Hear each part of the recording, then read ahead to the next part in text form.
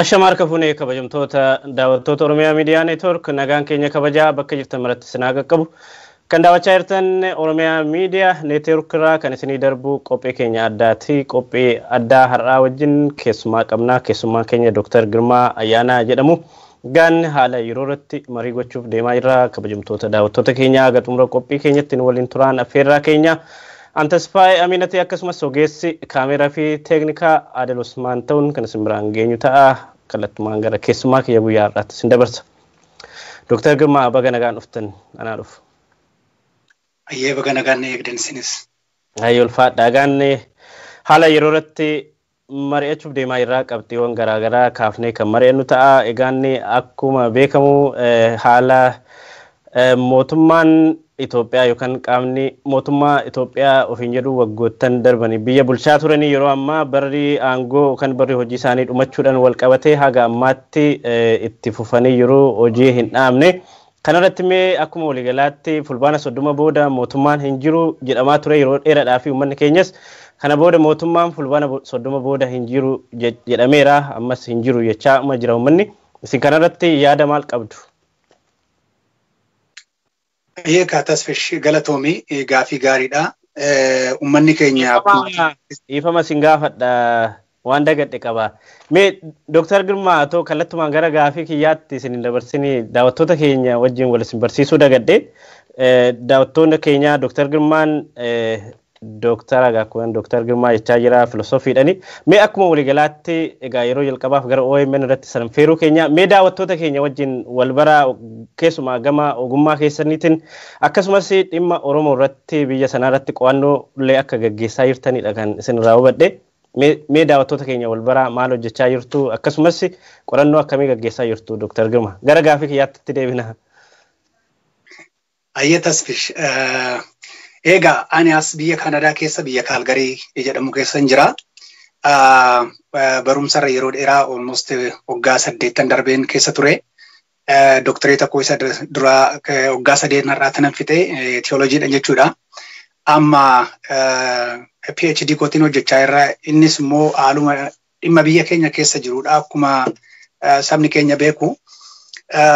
Looking for a cause and effect of generational curse that cause a consequence of domestic violence in Ethiopia kan jedhurraa akkuma beekamu biyya keenya keessa waan baay'eedha kan irratti qo'annaan kun gaafatu keessattuu immoo saba keenya bira yoo achi as deebinee ilaalle gootota baay'eetti dhabeera sabni keenya yeroo dheeraadhaaf falmii jara turre bara dheeraa jaarraa dheeraa hin jalqabnas hin fixnus namoonni qaqqaalii ta'an nama baay'ee oduma Oromoon ijaan laalatu oduma ijaan qusatu of harkaa dhabnee jirra.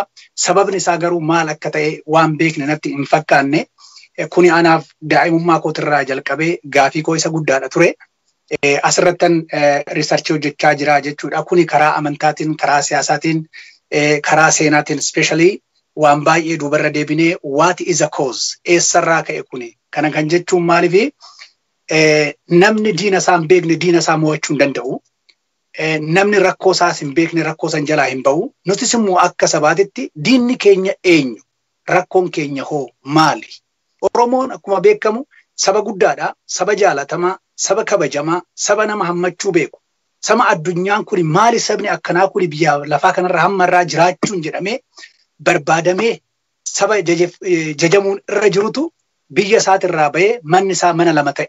Manni isaa sun akka yaada kootitti akkana ni argetti akkana qo'achaa jirutti manni keenya tokko daggala ta'e tokko immoo biyya alaa ta'e.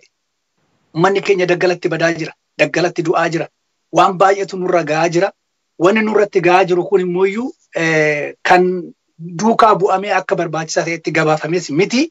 Maali kan kana nurratti uume kan jedhu irratti qo'annaan kiyya kan jiru kana fakkaata ammaaf. Egaan fuulduratti immoo bal'inaan dhimma kanarratti mata dureedhuma of danda'e goonee irratti maranna jedheen abdii qaba. Dr. Girmaa galatoomi.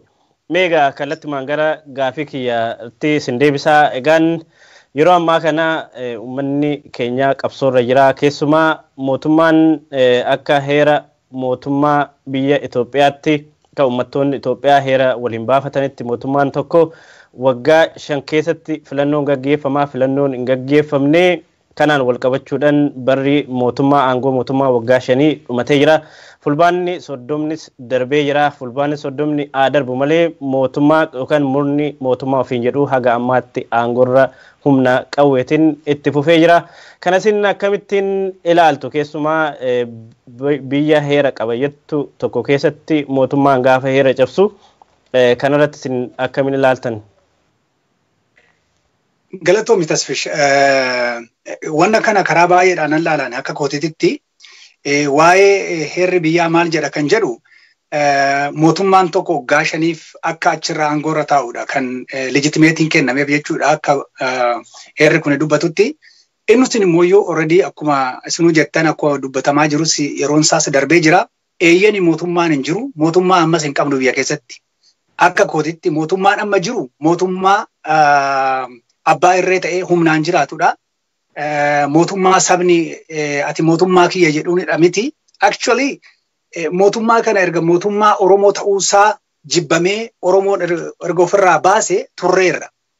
Kan ammaa ture akkuma seerichi jedhu legitimeetiin isaa fulbaana bultii 30 haa ta'uudhaaf isa legitimeetii san haa dhumuudhaaf ture malee turtiin isaa yookaan immoo fudhatamni isaa uummata Oromoo keessatti erga bade waggaa tokkoof walakkaa guunneerra nuti. Turree jirra erga mootummaan kun nu keessatti erga du'e jechuudha. Erga sanii wanti nu argaa turre karaa baay'eedhaan wanna ibsamuu danda'u ragaa lafa godhamuu irra jiru kan ammaatu hin dubbatamne waan gurguddaa dubbachuu hin dandeenya.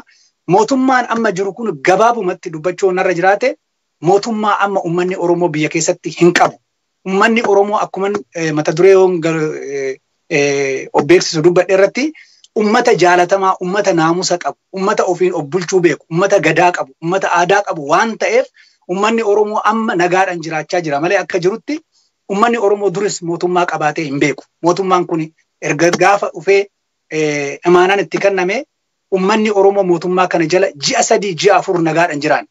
Ji'a 3 4 booda waan baay'ee wanna nu hin eegne wanna gurguddaatu ta'e sanirraa kan ka'e nu keessatti erga du'e darbee jira. Ammas immoo mootummaan already kufee jira. Uummatni mootummaa jedhanii namoonni yoo dubbatan mootummaadhuma jechuudhaan barbaachisu kan jedhamuun irra jiru abbaa irreedha kan jedhamuun irra jiru. Kanaan waamuu danda'ani. Mootummaa hin qabnu nuti. Mootummaa seeratu jedhe anaa miti kan jedhe.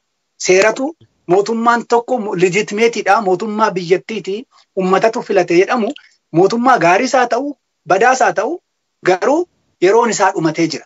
Expired ta'eera jechuudha.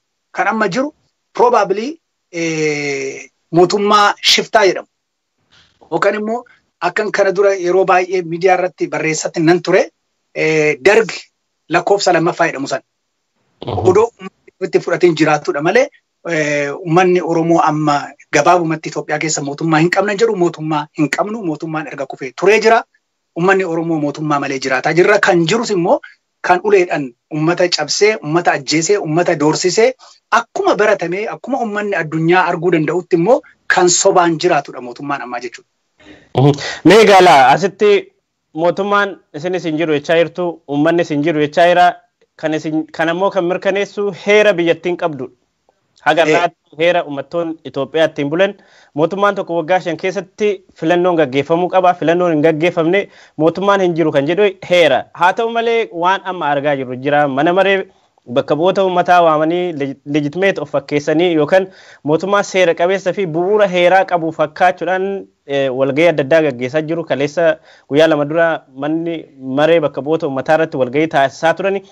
Haala akka mootummaa fakkaatanii sochii adda addaa gaggeessanii bakkeewwan adda addaatti duula filannaa kan fakkaatu tiishartii uffatanii bichuu maal kan jedhan kana gama biraatiin immoo paartilee siyaasaa biyya sana keessatti nagaadhaan galmaanii filannoo boordii biyyaalessaa keessatti galmaanii filannoodhaaf qophaan gariin isaanii hidhanii gariin immoo akka manaa ba'anii duula kaampeenii adda addaallee haa ta'u uummataan waliin argine yeroo ugguranii haala kana akkamiin ilaaltu sin? Tasfish haalli kun haala bal'aadha. Garuu immoo nu biratti ana akka salphaatti ilaala. Akka salphaatti jechuun maal jechuudha? Nuti uummanni Oromoo wanni beekuu qabnu waan tokko. Mootummaan kun maal godhaa guyyaa guyyaadhaan mata duree haaraa akka nu waan gaafannu san hirraaffannee gara inni barbaadutti isa san akka nu wacnuuf hoo barbaadu mata duree haaraa uumee nuu kenna. Nuti waan tokko barbaanna. Uummanni Oromoo amma mootummaa hin qabnu. Gabaabumatti wanni finne kanaadha. Wanni inni amma godhaa jiru of course biyya keessatti ani sabni biyya san keessa jiru akka afurittan laala bakka afurittan qoodee laala saba san warra u'u jedhuun jedhaan gara tokkoon warra callisummoo hin jira garri tokko warri immoo ilil jedhummoo hin jiru warri ililchu jechuudha warri u'u jedhu warri ililchu warri callisuu fi warri essay jedhummoo hin jiru afurtu jira jechuudha kanneen keessaa kan nu fakkaatan hin jiru sabaaf sablammoonni biyya san keessa jiraatan ummanni Oromoo gaafin inni gaafatu gaafii legitimeetii ta'e gaafii dhugaa qabu gaafata waan ta'eef mootummaan kun mootummaa ummata Oromoo cabsee jiraachuu barbaadudha kan kaayyoo yeroo dheeraa itti qopheessanii barreessanii lafa godhanii akkaataa dhumsaan ittiin deeman hunduu kana dura barraa'ee qophaa'ee lafa taa'ee ittiin deemamuudha waan ta'eef inni sun immoo ta'uu hin dandeenye wanna sodaatamutu jira akka isaan barbaadanitti biyyattiin Itoophiyaan tun deebitee fayyituu akka fayyitee dhaabachuu akka dandeessu akka isaan yaadassan hin taane waan taaneef wanni uumameetu jira waan ta'eef amma gadi ba'anii mootummaan karaa adda addaatiin waan adda addaa fabrikeetii godhanii akkuma sin jedhe warra ilil jedhu san warra issay jedhu san gruupii lamaasan walitti makatanii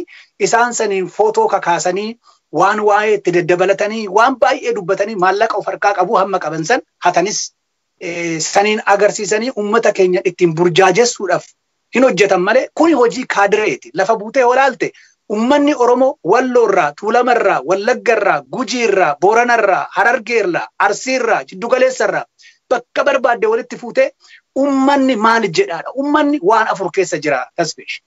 Ummanni keenya dadhabiina keessa jira. Ummanni keenya lammaffaa naagamtee keessa jira. Which is fear, fatigue, uncertainty and doubt hin jedhasan jechuudha.